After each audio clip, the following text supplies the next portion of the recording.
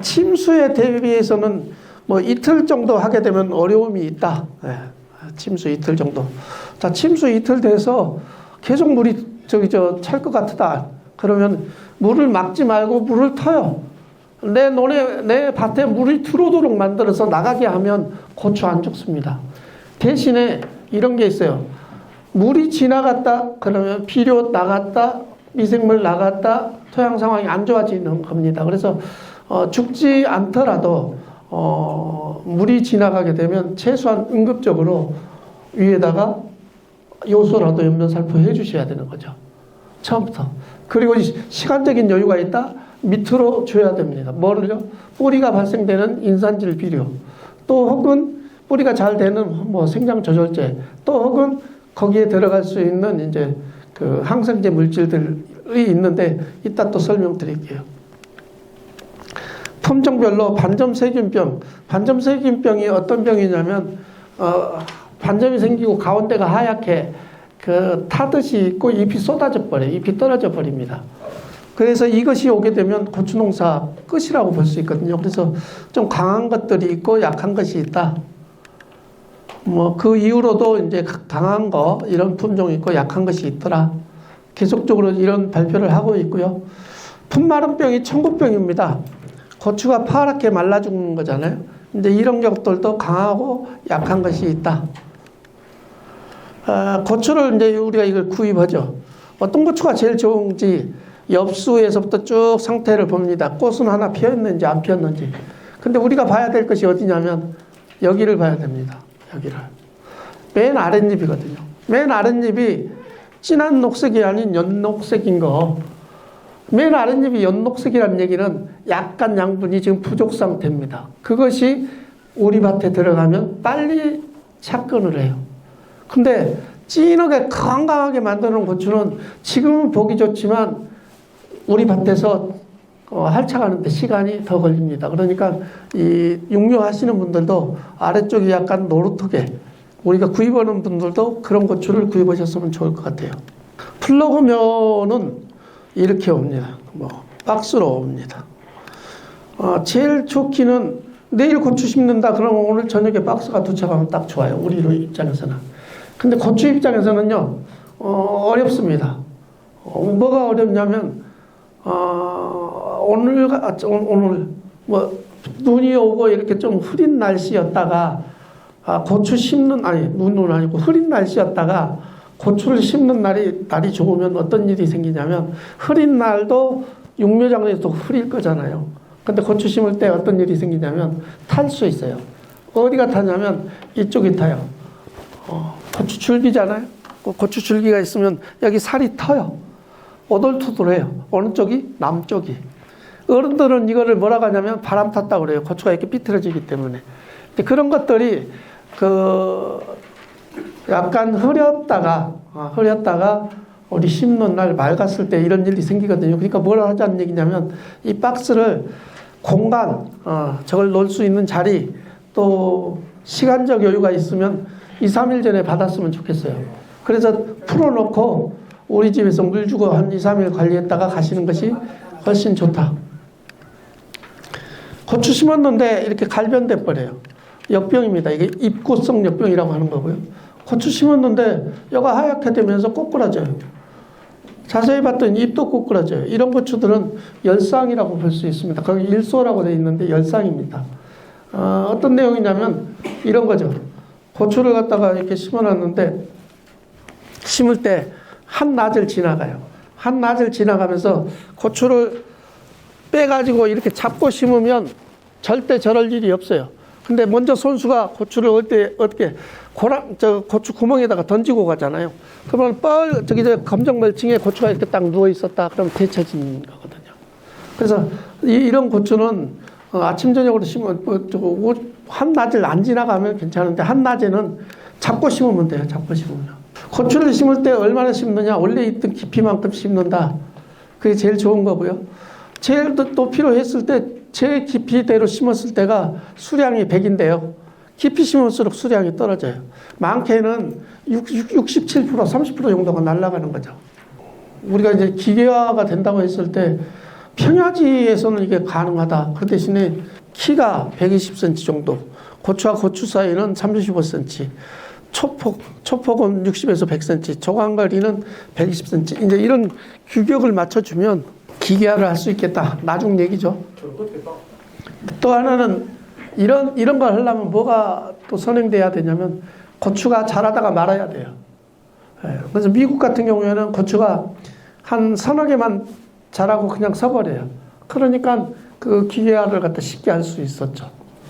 우리는 계속 위에 풋고추, 아래는 붉은 고추, 아래 붉은 고추는 밑으로 쏟아져. 그렇기 때문에 이게 시간차가 안 맞는 거죠. 기계화하기에. 그래서 이런 것들은 이제 품종도 개발돼야 되겠다.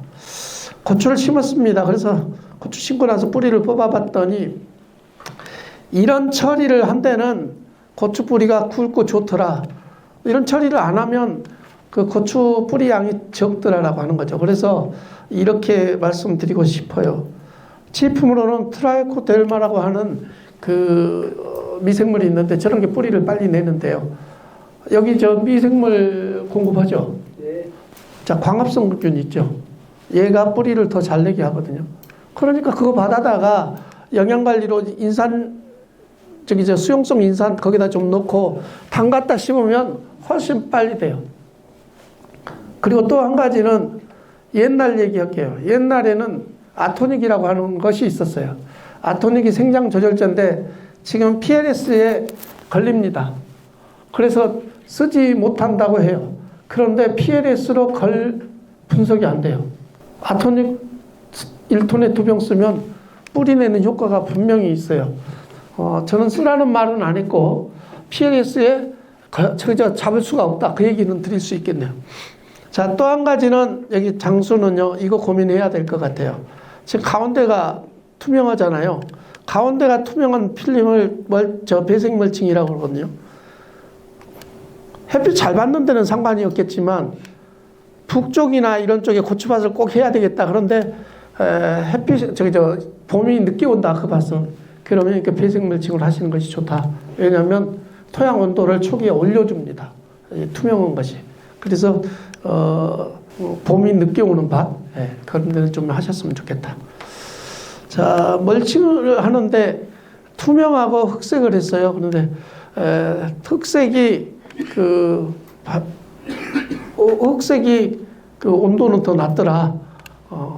근데 투명이 초기 온도는 올려주는데 7, 8월 달 온도는 이 흑색보다 더 올려주거든요. 그래서 여기서는 나중에 그 수량이 오히려 떨어져요. 그래서 결국에는 흑색 멀칭을 했을 때가 더 효과적이다.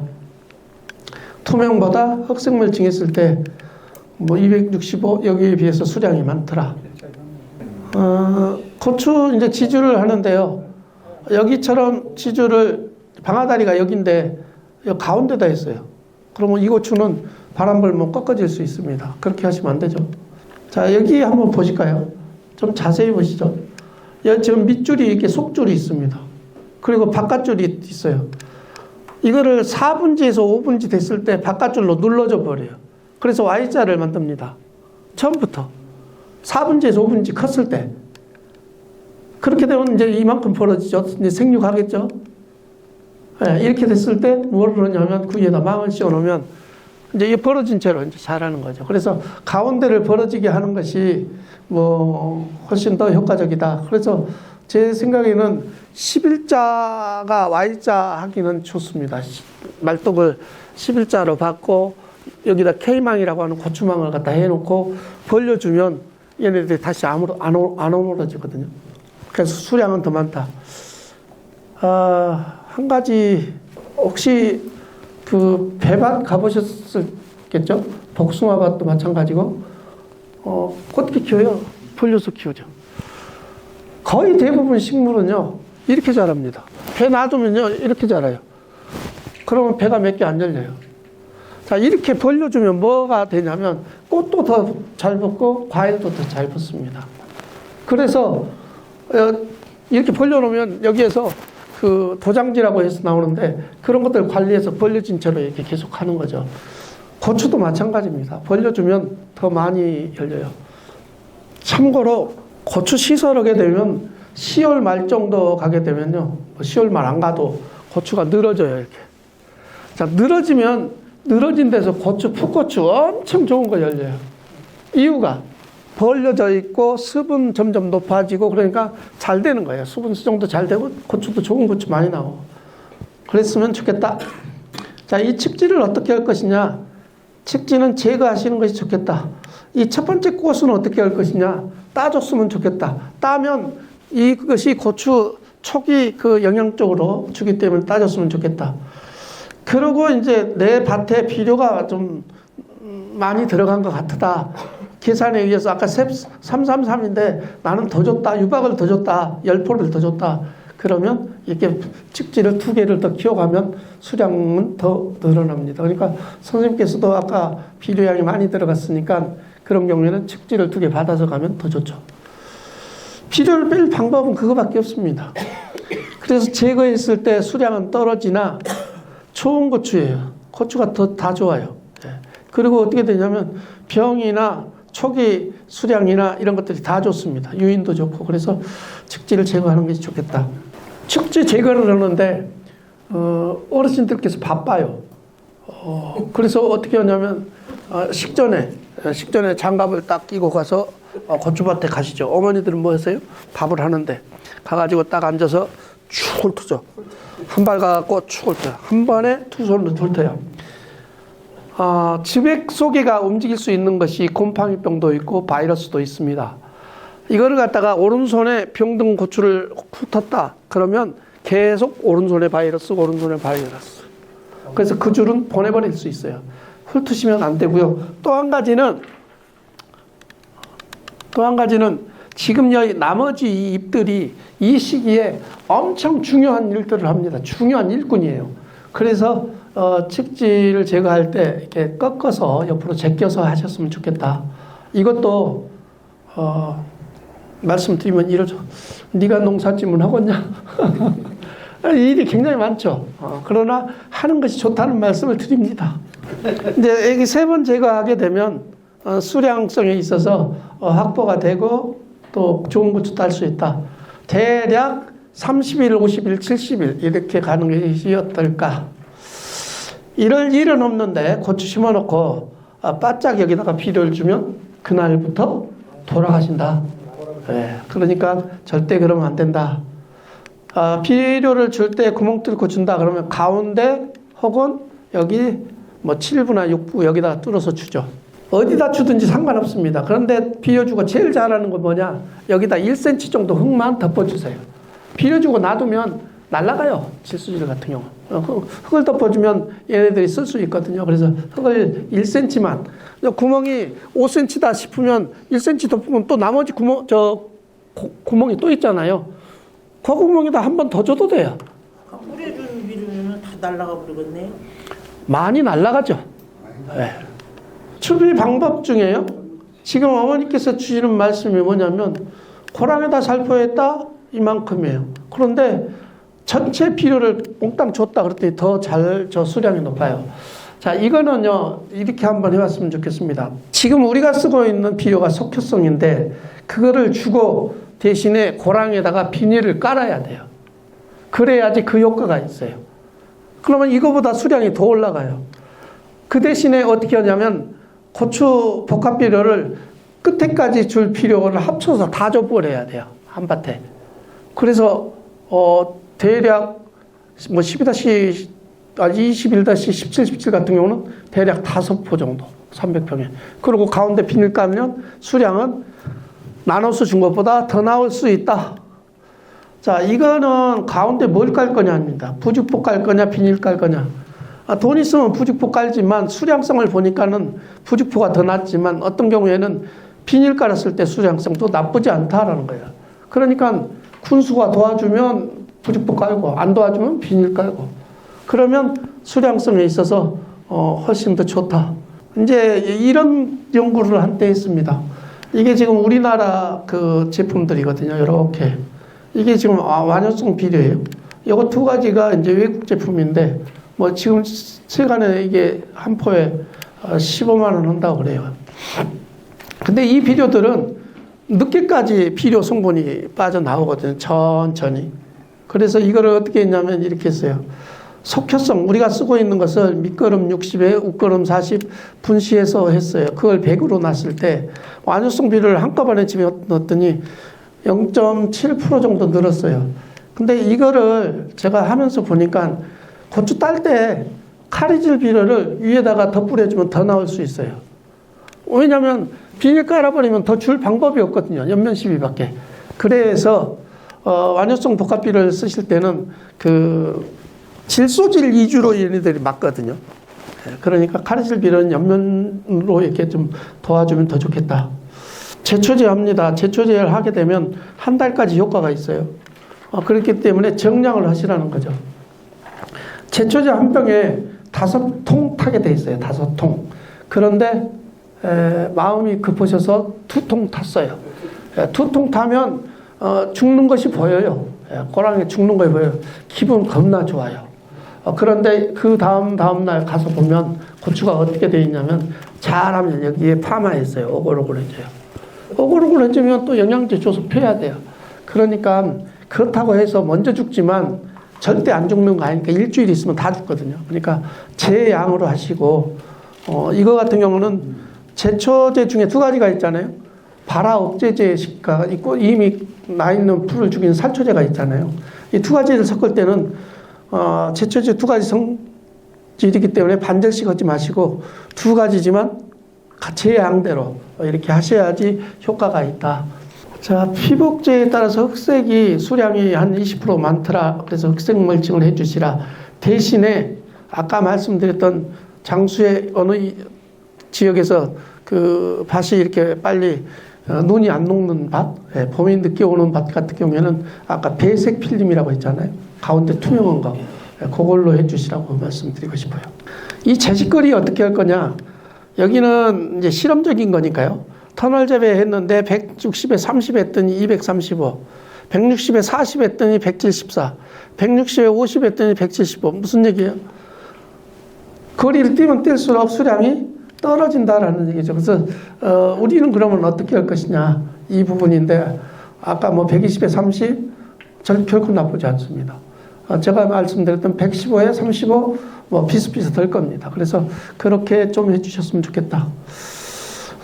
고추가 익어가는데 2번째 익어가는 것이 수확률이 68.1%로 꽤 많다. 이게 어느 시기냐 그러면 수확이 8월 중순에서 9월 상순이에요. 아까 45일에서 50일 돼야지 고추 딴다고 했잖아요. 이걸 역산하면 언제로 떨어지냐면 7월 초가 떨어져요. 그래서 추비를 나는 절대 안 죽었다 해도 7월 초 추비는 무조건 주셔야 됩니다. 그래야지 많이 딸 때 고추 제대로 딸 수 있습니다. 그래서 그것 좀 참고하셨으면 좋겠고요.